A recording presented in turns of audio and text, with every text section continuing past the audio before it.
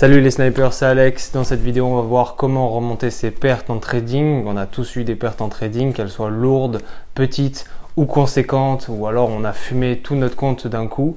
On va voir dans ces vidéos un peu mes astuces, mon expérience par rapport à tout ça. On a tous perdu, on a tous au moins perdu. Évidemment, on ne peut pas avoir 100% de pertes dans le trading, c'est une évidence. On a toujours 80-90% de positifs et ensuite il y a 10% de pertes. Alors est-ce que c'est une histoire de stratégie? Est-ce que c'est une histoire de psychologie? Je vais tout vous dire, mon ressenti dans cette vidéo. Si ce n'est pas déjà fait les gars, n'oubliez pas de vous abonner. La chaîne YouTube, vous êtes de plus en plus nombreux, ça fait plaisir. Et de plus en plus de snipers qui rejoignent le rang pour fumer le système, donc ça fait plaisir. Donc déjà en préambule de cette vidéo, j'aimerais vous dire que déjà si vous avez suivi votre money management quand vous tradez, vous ne devriez pas avoir des pertes ultra conséquentes. Ça veut dire quoi? Ça veut dire que si vous misez 1% de votre capital par exemple, alors moi j'invite à miser entre 1%, de 1% à 5% maximum pour les traders débutants et pour ceux qui sont expérimentés plus. Pourquoi? Parce que sinon vous allez prendre les miettes. Ok, c'est pas ouf non plus de prendre les miettes, donc c'est pour ça généralement on dit oui, il faut miser 1% de son capital de départ. 1% c'est pas ouf, hein.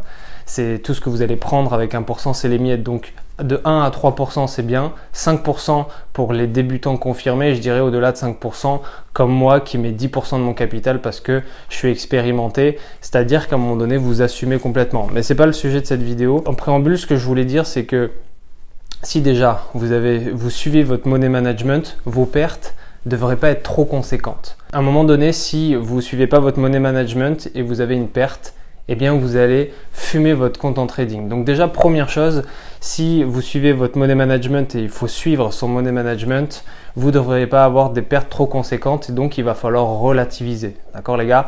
C'est pas c'est une perte, deux pertes, ok? On perd souvent des matchs en Ligue des Champions, mais à la fin l'important c'est de gagner la Ligue des Champions. Donc c'est pas grave, il va falloir relativiser par rapport à ça. Donc ça c'est la première chose à savoir au niveau des pertes. Donc déjà de base, il faut se relaxer, il faut relativiser.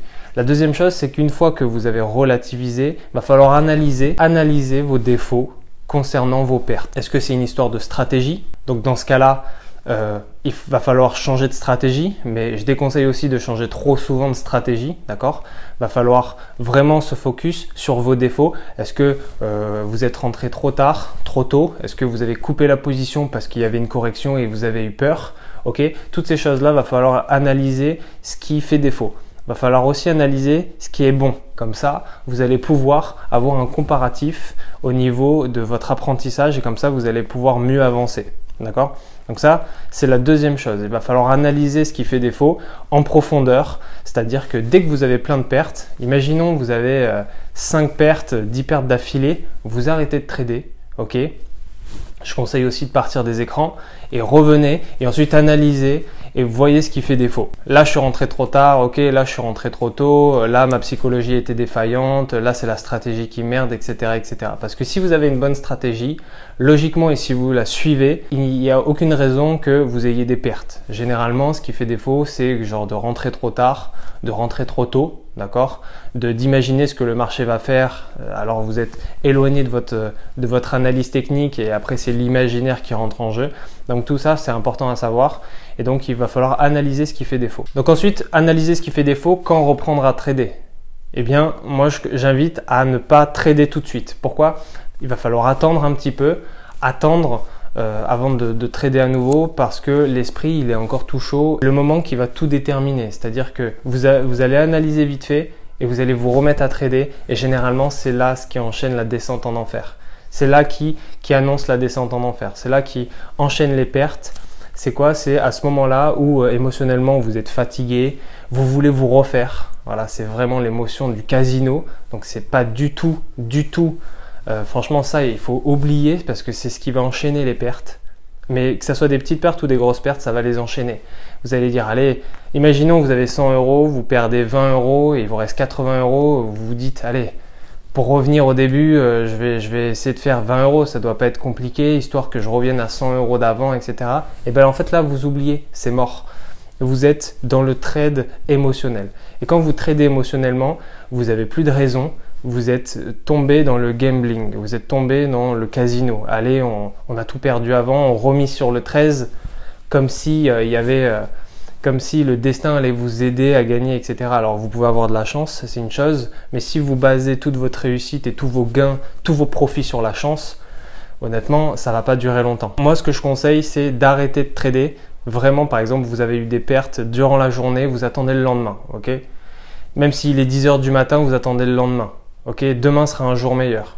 Prenez votre temps que vous avez pour analyser vos pertes. C'est super important. Parce que si vous commencez à trader à la manière d'un casino, c'est là où vous allez tout perdre et ensuite vous allez tout perdre, vous allez avoir un mauvais mindset et après vous allez dégoûter les gens en disant ouais, moi j'ai pas réussi, donc vous allez pas réussir. D'accord? Donc il faut attendre. Je sais que c'est dur parce que quand on voit les marchés financiers, on n'a qu'une envie, c'est de trader, on n'a qu'une envie, c'est de se jeter parce qu'on voit les bougies, on voit les pips et tout, on voit un tas d'oseille qui bouge.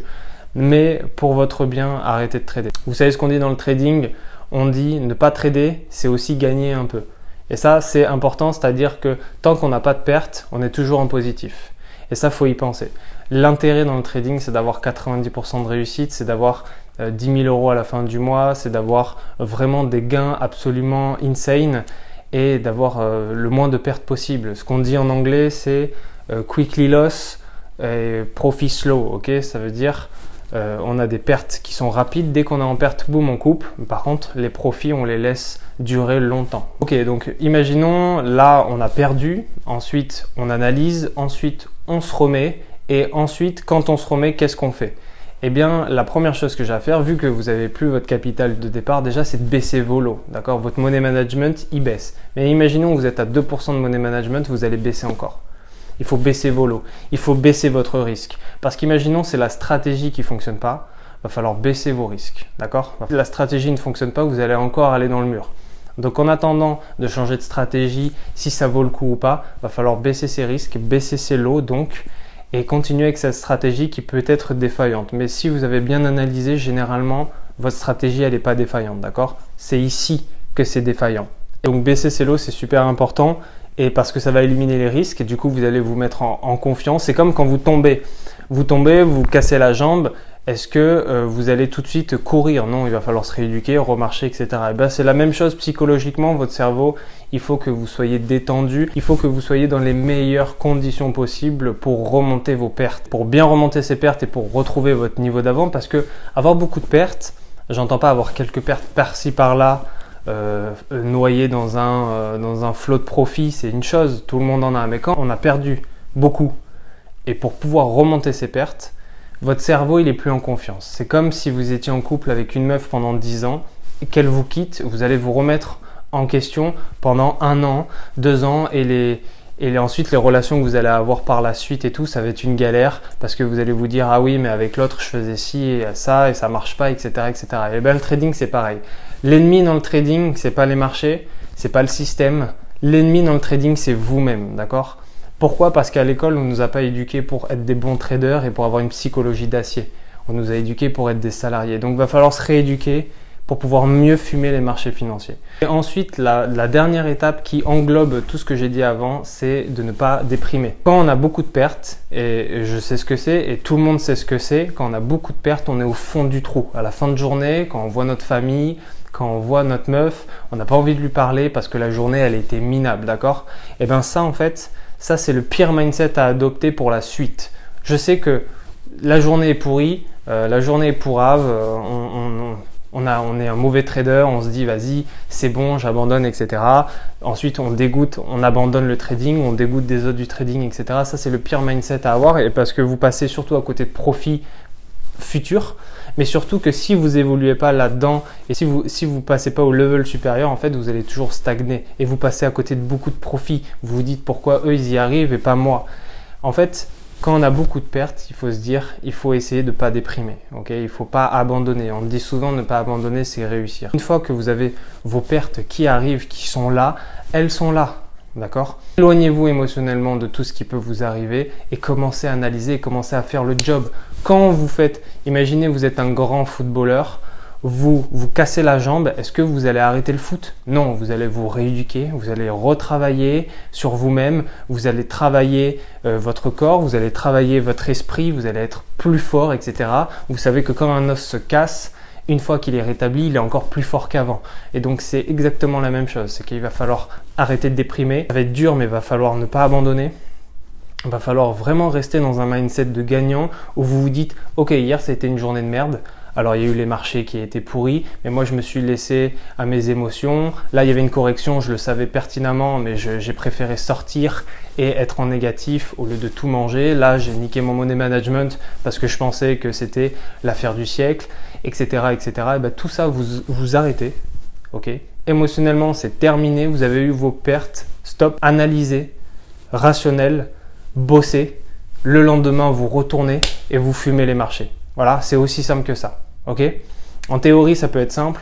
En pratique, ça va être plus dur parce que tout le monde a envie de se dire ah, c'est bon, moi je suis pas fait pour être trader, etc. Moi, tout le monde me disait que j'étais pas fait pour être trader. Ok? Quand j'étais vendeur de fringues, on me disait ouais, vas-y, t'es pas un trader de toute façon, tu fais rien. Ok? Quand je suis allé sur les forums et que j'ai dépassé ces peurs en boutique, on me disait, les traders me disaient mais toi t'as rien compris, t'es pas trader, etc. Et quand j'ai commencé à faire des profits en réel et des gros profits, on me disait encore non mais rêve pas, ça va bientôt, tout va s'écrouler. Ok? Donc en fait, si vous écoutez les autres déjà, d'une, vous réussirez jamais, mais deuxièmement, si vous n'avez pas une confiance et une détermination à toute épreuve, en fait, vous allez tout le temps abandonner parce que le monde ne vous fait pas de cadeaux. Parce que croyez pas, une fois que vous avez plein de profits, les gens ils vont encore plus vous cracher à la gueule. Donc là maintenant, c'est un combat entre vous et vous-même seulement, d'accord? C'est entre vous et les marchés. Si vous voulez vous enfuir de ce système, il va falloir sniper les marchés et proprement. Et donc c'est ici que ça se joue, d'accord? Des bonnes stratégies, des bonnes méthodes et ensuite une bonne psychologie. Et après, vous allez faire des profits comme ça parce que vous allez bien vous connaître. Vous croyez que Ronaldo, quand il saute à 2 mètres pour faire une tête, le mec, c'est la première fois qu'il saute à 2 mètres? Non. Le mec, il s'entraîne, il saute de plus en plus haut et après en match, bah, tout le monde dit c'est bon, le mec c'est un génie. Non, le mec il bosse. Ok? Donc c'était vraiment la dernière étape. Il va falloir ne pas abandonner, ne pas déprimer. Il va falloir se mettre dans un mindset gagnant et revoyer les étapes que je vous ai dites avant. C'est vraiment, il va falloir analyser, il va falloir bosser, il va falloir enlever tout le côté émotionnel qui nous emmène, tout l'ego là, tout cet ego de merde qui sert à rien sauf à perdre. Il va falloir maintenant bosser, vraiment se mettre devant les analyses clairement et se dire bon, qu'est-ce que j'ai fait de mal, qu'est-ce que j'ai fait de bien. D'accord? Voilà les snipers pour cette vidéo. Si ce n'est pas déjà fait, abonnez-vous. Et puis, il y a 1 heure de formation offerte dans la description. Si ce n'est pas déjà fait, allez me suivre sur TikTok. C'est @sniper_forex. Et je vous montre les résultats, mes résultats, les résultats des gars du lobby. Et le point commun entre les gars du lobby et ceux qui font des résultats, c'est qu'ils n'ont jamais abandonné. Ok, c'est trop facile de se dire, vas-y, l'argent, il vient pas. Je peux vous dire que le trading, c'est pas easy. Mais en réalité, si on bosse un peu, ça devient très vite facile. C'est comme le foot. Le foot, tout le monde s'est tapé dans une balle. Mais après, pour aller faire des matchs de Champions League et gagner des millions par mois, eh bien, il va falloir bosser un peu. Et ben, le trading, c'est la même chose en réalité.